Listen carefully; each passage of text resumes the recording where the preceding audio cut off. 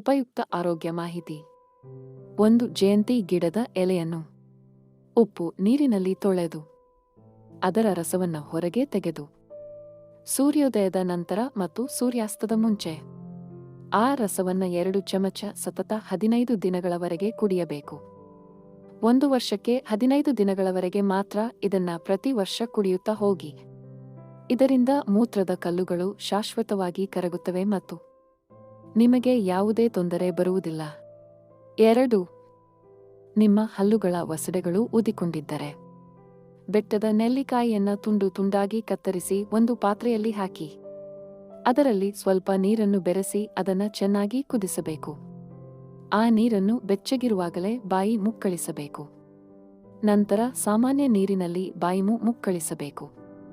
ಇದರಿಂದ ನಿಮ್ಮ ಹಲ್ಲಿನ ಹೊಸಡಿಗಳು ರಕ್ತಸ್ರಾವದಿಂದ ಮುಕ್ತವಾಗುವುದಲ್ಲದೆ ಗಟ್ಟಿ ಮುಟ್ಟಾಗುತ್ತವೆ. 3. 4ರಿಂದ 5 ಚಮಚ ಹಾಲಿನಲ್ಲಿ 2 ಹನಿ ನಿಂಬೆಹಣ್ಣನ್ನು ಬೆರೆಸಿ ಅದನ್ನ 1 ಗಂಟೆ ಕಾಲ ಹಾಗೇ ಇಡಬೇಕು. ನಂತರ ಆ ಮಿಶ್ರಣವನ್ನು ಮುಖದ ಮೇಲೆ ಹಚ್ಚಿ ಚೆನ್ನಾಗಿ ಮಸಾಜ್ ಮಾಡಬೇಕು. ಇದರಿಂದ ಕತ್ತಿನ ಭಾಗದಲ್ಲಿರುವ ಕಪ್ಪು ಕಲೆಗಳು ನಿವಾರಣೆಯಾಗುತ್ತದೆ. 4. ಚಿಕ್ಕ ಮಕ್ಕಳಿಗೆ ಆಕಸ್ಮಿಕವಾಗಿ ಜ್ವರ ಕಂಡುಬಂದಲ್ಲಿ ಕೊಬ್ಬರಿ ಎಣ್ಣೆಯಲ್ಲಿ ಕರ್ಪೂರ ಹಾಕಿ ಅದನ್ನು ಕರಗಿಸಬೇಕು. ನಂತರ ಆ ಮಿಶ್ರಣವನ್ನು ಮೈತುಂಬ ಹಚ್ಚಿ ಜ್ವರ ಬೇಗ ಕಡಿಮೆಯಾಗುತ್ತೆ.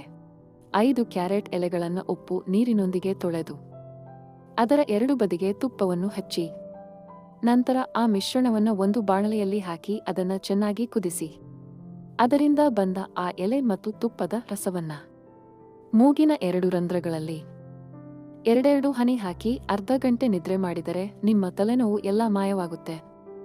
ಸ್ನೇಹಿತರೆ, ಈ ವಿಡಿಯೋದಲ್ಲಿ ನಾವು ಒಳ್ಳೆಯ ವಿಷಯಗಳನ್ನು ಆಯ್ದುಕೊಂಡು ನಿಮ್ಮ ಮುಂದೆ ಬಂದಿದ್ದೇವೆ. ಈ ವಿಡಿಯೋದಲ್ಲಿನ ಅಂಶಗಳು ಪ್ರತಿಯೊಬ್ಬರೂ ಇಷ್ಟ ಆಗಿದೆ ಅಂದುಕೊಂಡಿರುತ್ತೇವೆ. ದಯವಿಟ್ಟು ಚಾನೆಲ್ ಸಬ್ಸ್ಕ್ರೈಬ್ ಮಾಡಿಕೊಳ್ಳಿ. ವಿಡಿಯೋ ಇಷ್ಟ ಆಗಿದ್ರೆ ಎಲ್ಲರಿಗೂ ವಿಡಿಯೋನ ಶೇರ್ ಮಾಡಿ. ಈ ಮಾಹಿತಿನ ಎಲ್ಲರಿಗೂ ತಲುಪುವಂತೆ ಮಾಡಿ.